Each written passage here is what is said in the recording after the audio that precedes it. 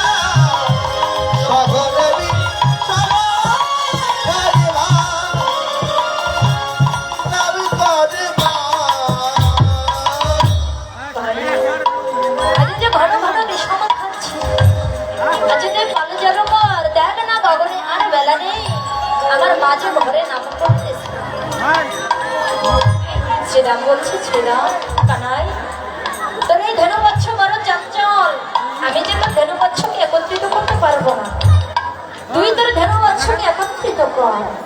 তাই আমার ভগবান কি করলো, সে বড়ই চতুর। তাই আমার গোবিন্দ কিভাবে তার ধনুবৎসকে একত্রিত করতেছে, চাঁদে বদ দিয়ে মুখে নম লইয়া সবে ধনু নাম লইয়া সব ধেনু, চাঁদে মুখে দিয়া গেল নাম লইয়া সবে ধনু, চাঁদে মুখে দিয়া গেল নাম লইয়া সব ধেনু, ডাকিতে লাগিল উচ্চ স্বরে, ডাকিতে লাগিল উচ্চ স্বরে, ওরে ডাকিতে লাগিল উচ্চ স্বরে, ডাকিতে লাগিল উচ্চ স্বরে, ডাকিতে লাগিল উচ্চ স্বরে, আরে ডাকিতে লাগিল উচ্চ স্বরে। মুরলীর সুর শুনে যে বনেতে ধেনু ছিল এরা একত্রিত হইল, এবারে ধেনু ছিল, এরা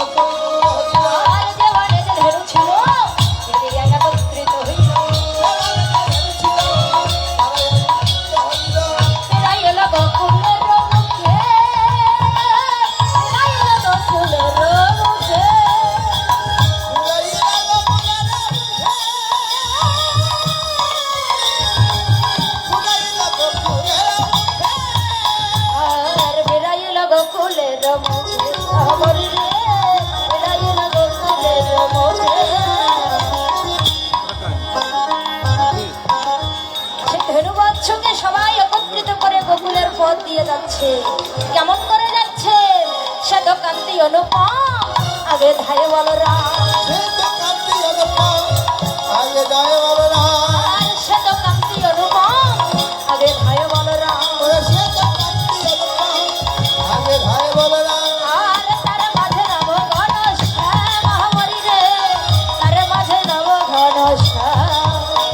ওরে রাজা কাছে না পখানো স্বামী তার কাছে না পখানো ভাইয়ের যেন কোনো আচরণ না লাগে, এই জন্য কি করলো, তাকে মাঝখানে রেখে আগে বলরাম যাচ্ছে, মধ্যখানে সেই শ্রী গোবিন্দ যাচ্ছে। কেননা ভাইয়ের যাতে কোনো কষ্ট না।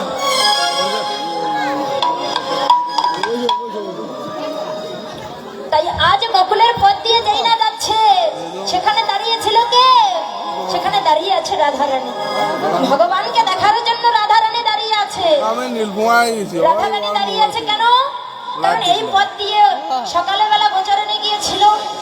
সে জানতো যে এই পথ দিয়ে আসবে।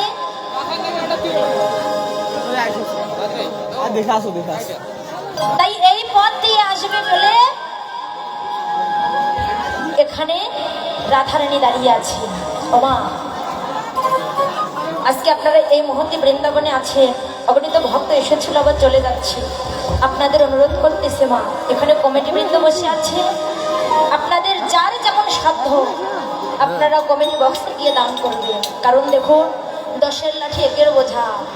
আপনারা যদি সহযোগিতা করেন, আগামীতে হয়তো বা এই মহতী বৃন্দাবন আরো অধিক বড় হয়ে যেতে পারেনি। তাই গৌর পেতে প্রেমানন্দে। আর আমাদের মতো বা আমার মতো অধমা যেন এই মধুর বৃন্দাবনে আবারও আসতে পারে। আগামীতে নয় হোক, গত বছর